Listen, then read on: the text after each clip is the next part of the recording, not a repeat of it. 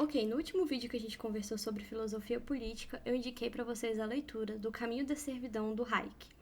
E eu preciso fazer um adendo a esse vídeo e pedir mil desculpas porque eu cometi um erro que eu detesto quando as outras pessoas cometem. Eu falei que é um livro indispensável para a formação de qualquer cidadão, é um livro que você tem que correr e logo comprar, e esqueci de fazer um pequeno comentário. Talvez a leitura de Caminho da Servidão seja uma leitura um pouco difícil, um pouco truncada. Por que eu cometi esse erro? Porque, para quem não sabe, eu sou formada em Direito. E as pessoas formadas em Direito têm um costume de ler coisas que foram feitas para serem difíceis. Então, a galera do direito tem um péssimo hábito de complicar o que é fácil. Então, você adquire uma casca grossa para conseguir ler um tipo de texto um pouco mais truncado. E talvez por esse motivo, quando eu fui ler O Caminho da Servidão, eu achei o texto bem fluido. Mas depois, vendo outras revisões e vendo outros comentários, uma das coisas que as pessoas mais reclamavam era da dificuldade de percorrer o texto sem desistir no meio do caminho. Se esse é o seu caso, não desista no meio do caminho, tá? Eu reforço que vale a pena. E é também por esse motivo que eu fiquei muito feliz que o livro escolhido lá na enquete que eu fiz no meu Twitter, então se você ainda não me segue, vai lá, @olabocós, o livro escolhido na enquete dessa semana pra gente comentar aí ao longo desses 5 dias foi o Free to Choose, do Milton Friedman, ou na versão em português, Livre para Escolher. E por que eu fiquei muito feliz com a escolha desse livro? Porque, ao contrário de Caminho da Servidão, esse é realmente um livro para iniciantes. É um livro fácil de ler. O Friedman é um economista e estatístico americano que ele tem esse dom, ele tem o dom de tornar coisas difíceis fáceis. Se você pesquisar aí na internet as inúmeras palestras que ele já deu ao longo da vida, você vai perceber como que ele é um cara diferenciado nesse quesito didática. Ele tem uma historinha muito repetida e muito falada, que é uma historinha sobre um lápis. Como que ele pega um lápis e consegue te contar como que funciona o mercado e o poder da livre iniciativa através da fabricação do lápis. Mas calma, a gente chega lá. Como que eu cheguei no Livre para Escolher? Bom, eu comecei a me interessar por economia quando eu ainda estava na faculdade, em ido de 2014, naquela época do impeachment, mas eu comecei a estudar mesmo lá em 2016. Por quê? Na época, estava sendo discutida a aprovação da PEC do teto dos gastos. Se você estava em coma naquela época e não lembra do que aconteceu, eu vou dar uma resumida. Basicamente, houve um frisson aí dos estudantes, principalmente de federais, uma movimentação contra a aprovação da PEC do teto dos gastos, que foi inclusive batizada de PEC do fim do mundo. Então, na época, eu baixei o texto da PEC para ler, toda inocente lá, toda bailarina, baixei o texto para ler e fiquei desnorteada. Eu não sabia nem por onde começar, eu me senti um inútil. Eu estava quase me formando em Direito e eu não conseguia, com base em um texto de lei, formar a minha opinião. Eu precisava confiar na opinião de outras pessoas e eu detesto fazer isso sobre qualquer assunto. Só confio na opinião de outras pessoas se eu realmente não tiver tempo para estudar aquilo. E aí eu percebi que eu só conseguiria entender a PEC do teto dos gastos se eu fosse atrás para aprender um pouco mais sobre economia. O que eu fiz? Eu fiz um curso muito rápido, que é um curso da Marginal Revolution University, da MRU. Esse é um curso que está disponível online e é um curso que eu recomendo para qualquer pessoa, para qualquer ser humano. Independentemente se você gosta de economia ou não, o assunto economia vai estar na sua vida pro resto da sua vida.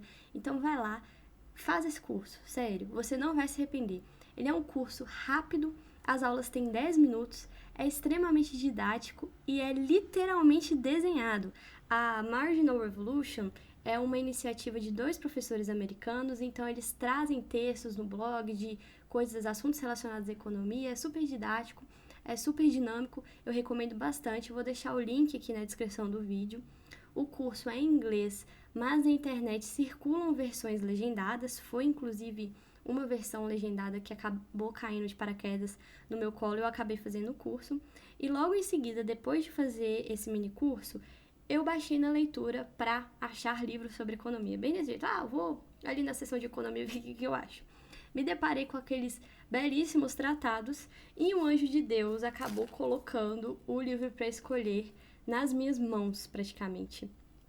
E, gente, sério, por que eu falo que esse livro é um livro para qualquer banana? Porque eu era uma banana na época e eu li, olha, ele tá cheio de marcação lá de 2016. São termos que eu nunca tinha visto na vida, então foi assim, uma abertura do mundo da economia para mim. Recomendadíssimo para quem tem interesse no assunto, tá tentando iniciar aí por algum lugar e não sabe por onde começar. Mas, Débora, você falou que a gente ia comentar livro de filosofia política e você tá me indicando um livro de economia. Não é bem por aí, tá? Esse aqui é um livro que no início vai dar umas noções básicas de economia, mas na verdade é sim um livro de filosofia política. O Friedman, ele vai fazer uma continuação do legado do Hayek, praticamente. Ele, inclusive, cita o caminho da servidão expressamente aqui na introdução do livro, como sendo mesmo a sua base.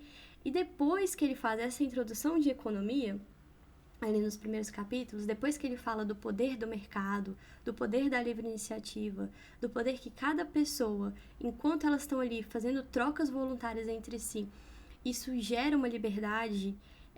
Depois que ele fala disso, aí sim ele vai introduzir o seu pensamento de filosofia política. E qual que é a linha filosófica do Friedman?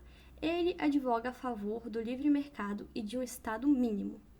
Mínimo, digo, ele não advoga a favor de uma sociedade sem Estado, ele não é um anarcocapitalista, certo? Na visão dele, o Estado ainda teria algumas funções em uma sociedade. E ele vai concordar com Adam Smith, que escreveu A Riqueza das Nações lá no século XIX. Segundo Friedman, o Estado ele tem 3 funções. E também, como eu já disse, são as mesmas funções que o próprio Adam Smith descreve, certo? Essas funções seriam: 1. O dever de proteger a sociedade contra a violência e a invasão de outros países independentes, o que nada mais é do dever de manter a soberania do Estado, formar exércitos e etc. 2. O dever de proteger, na medida do possível, cada membro da sociedade contra a injustiça e a opressão de qualquer outro membro da mesma, ou seja, o dever de implantar uma completa administração da justiça. O Friedman e, consequentemente, o Adam Smith, eles advogam o monopólio da força na mão do Estado. Isso não significa dizer que eles são contra o armamento civil. Não tem nada a ver uma coisa com a outra. Eu estou reforçando isso porque tem muito liberal que confunde. Qualquer dia desse eu consigo fazer um vídeo aí explicando a diferença entre as duas coisas, caso não seja tão óbvio assim, certo? E 3, o dever de criar e manter certas obras públicas e certas instituições públicas que jamais algum indivíduo ou um pequeno número de indivíduos poderá ter interesse em criar e manter, já que o lucro nunca poderia compensar o gasto de qualquer indivíduo, embora muitas vezes possa até compensar muito o gasto de uma grande sociedade. O que é isso? São as malditas estradas, né? Quem vai construir as estradas? O Friedman advoga que seria também função do Estado manter os bens públicos, ok? Então, essa é a opinião dele. Mas, Débora, o que o Friedman fala sobre educação e saúde? Na opinião dele, o Estado não deve promover um sistema de saúde público nem um sistema de educação pública. Ele vai dar outras soluções ao longo do livro, e eu já vou adiantar aqui que uma das soluções para a educação que ele dá são os famosos vouchers. Então, o Estado entraria só garantindo bolsas para os alunos pobres nas escolas públicas, tá? Eu não sei se eu concordo com isso. Na minha opinião, assim, eu tô em dúvida, preciso estudar mais sobre, mas parece ser uma alternativa interessante, uma alternativa a ser estudada.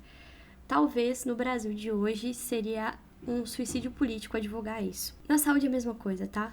Ele vai dedicar um capítulo inteiro dizendo sobre como a saúde costuma piorar quando você passa ela para a tutela do Estado.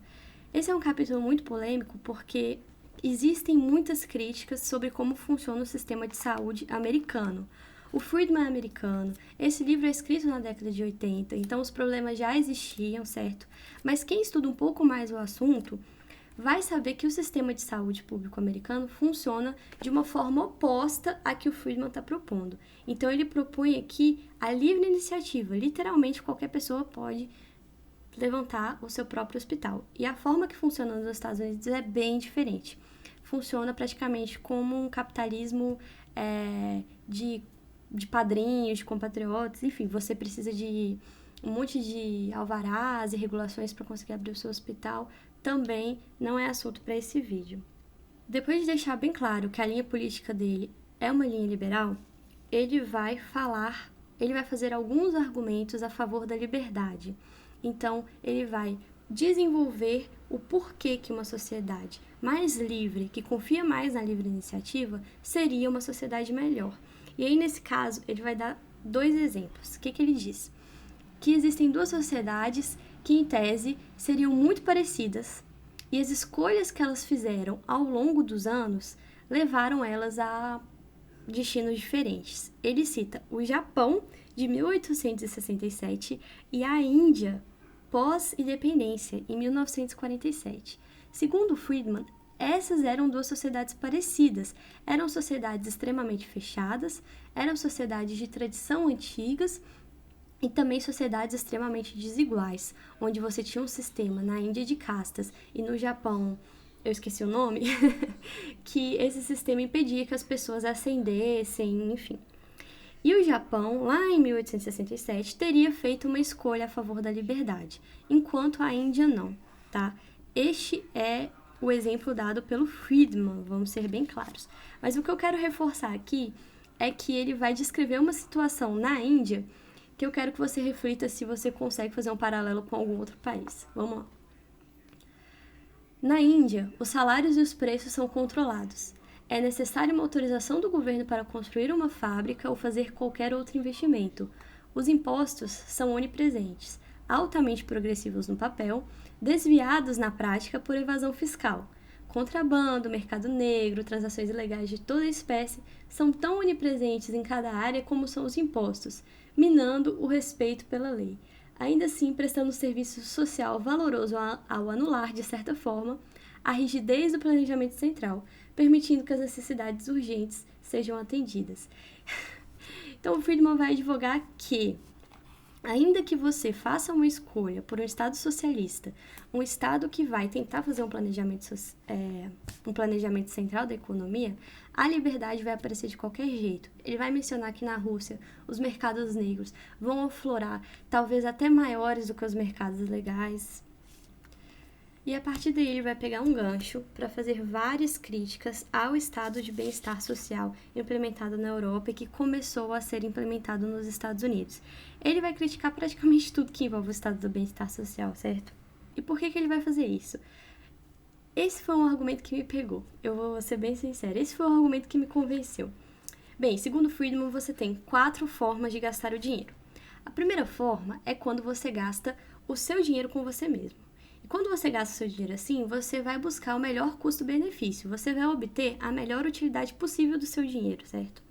A segunda forma é quando você gasta o dinheiro dos outros com você mesmo.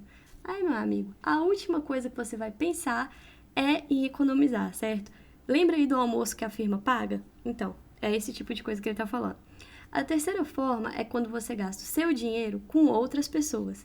Então, você vai prezar mais em economizar do que efetivamente comprar alguma coisa de qualidade. Então, você não vai avaliar aí o menor custo-benefício. E a quarta e última forma é quando você gasta o dinheiro dos outros com as outras pessoas. E aí a pior coisa, o pior tipo de forma de gastar dinheiro é esse. Porque você não vai prezar nem pela qualidade, nem por ser mais barato, enfim, você vai gastar isso de qualquer jeito. E é exatamente assim que o Estado gasta o nosso dinheiro. Lembrando, o Estado não cria recursos, ele apenas os transfere. Transfere de quem? Transfere de quem paga imposto para outras pessoas que pagam impostos. E é assim que o Estado gasta o nosso dinheiro. Ele gasta o dinheiro dos outros com outras pessoas. Isso é a forma mais burra possível de gastar dinheiro. Você vai ter a menor utilidade gastando dinheiro assim. E é por isso que ele vai advogar o fim de todas as assistências sociais para ser substituída por programas de renda mínima.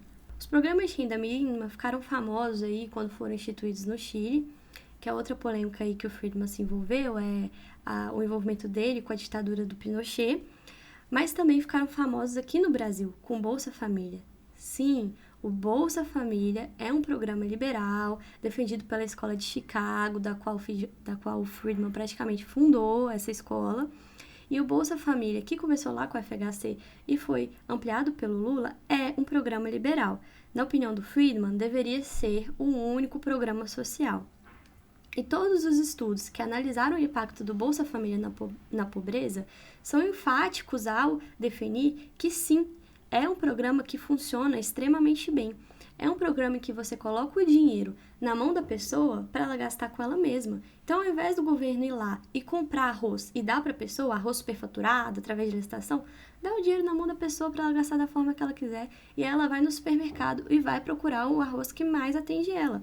E todos os estudos que analisaram o Bolsa Família aqui no Brasil, reforço isso, concluíram que sim, as pessoas gastam o dinheiro delas com alimentação, com remédio, enfim, é um complemento de renda importante e muito bem gasto. Eu quero ressaltar mais só duas coisas que tem dentro desse livro. O primeiro é o capítulo 3. Nesse capítulo, o Friedman vai advogar a tese dele de que a crise de 1930, ao contrário do que o seu professor de história falou, ao contrário do que você ouviu a vida inteira, de que a crise de 30 foi o fracasso do capitalismo, o colapso do liberalismo econômico, o Friedman vai dizer que a crise de 30 foi, se não causada pelo Estado, foi infinitamente piorada pelo Estado. Então, se você não quer ler o livro inteiro, tá com preguiça de ler o livro inteiro, leia pelo menos o capítulo 3, no qual ele vai falar sobre a anatomia da crise, e veja as palestras do Friedman sobre esse assunto. Outras coisas que eu quero destacar aqui no Friedman, que eu acho importante, é a forma com que ele trata quem pensa diferente dele. Então, ele não vai assumir que quem é um socialista, que quem planeja a planificação da economia é uma pessoa ruim, é uma pessoa que está querendo mal. Não, ele parte da boa fé. Ele fala, olha, eu acho que essas pessoas querem o mesmo que eu quero. Eu acho que no final das contas, elas querem uma sociedade melhor para todo mundo. Só que o que nós que advogamos a favor do livre mercado já percebemos é que querer e fazer são coisas diferentes. E quando o que as pessoas querem sai do papel e vai para a prática, às vezes os resultados são muito piores do que sequer poderíamos imaginar, tá? Então, esse voto de confiança para as pessoas que pensam diferente de mim ou de você, eu acho uma diferença extremamente importante dos autores que eu já li, que advogam a favor da planificação da economia, e dos autores que advogam pelo liberalismo. Ainda que tenha esse tom meio condescendente, assim, eu sei um pouquinho mais do que você sobre a vida e tal, eu acho ainda assim um pouco melhor do que essa postura bélica de que eu sou bom, você é ruim e é assim que o mundo funciona, tá? Então, fica recomendado o livro para escolher. Para quem está iniciando na economia, está iniciando nessa vida de filosofia política, não sabe por onde começar, mas também fica recomendado o livro para escolher, se você ainda não leu, para quem já é iniciado e precisa revisitar os termos econômicos mais básicos e precisa encontrar formas didáticas de repassar esses termos econômicos para pessoas mais leigas no assunto. Não precisa inventar a roda, o Friedman já fez por você. Ele já te contou como tornar o assunto economia fácil. Vem aqui, leia e repasse aqui da forma com que ele está nos contando. Se a leitura do Friedman, mesmo depois de fazer aquele cursinho de economia que eu recomendei, ou se você teve preguiça de fazer, ficou truncada, ficou difícil, ainda assim, Débora, os termos econômicos aqui não me deixou passar da primeira página e tal, aí eu vou recomendar esse outro livro do Charles William. Eu vivo recomendando o Charles William para estatística. O livro dele sobre introdução à estatística, o que é, para que serve, como funciona, Estatística for Dummies, é fantástico. Mas o livro dele também, Economia, é fantástico. É um livro um pouquinho grande, ele tem lá as suas 343 páginas, certo? Mas vale a pena ser lido, claro, se esse é um assunto que te interessa. Isso aqui, caso o livro do Friedman fique um pouco pesado, é um bom livro de apoio. E segura aí, se inscreve no canal, porque o próximo livro de filosofia política que a gente vai falar provavelmente é o que ficou em segundo lugar na enquete, que é Os Intelectuais e a Sociedade.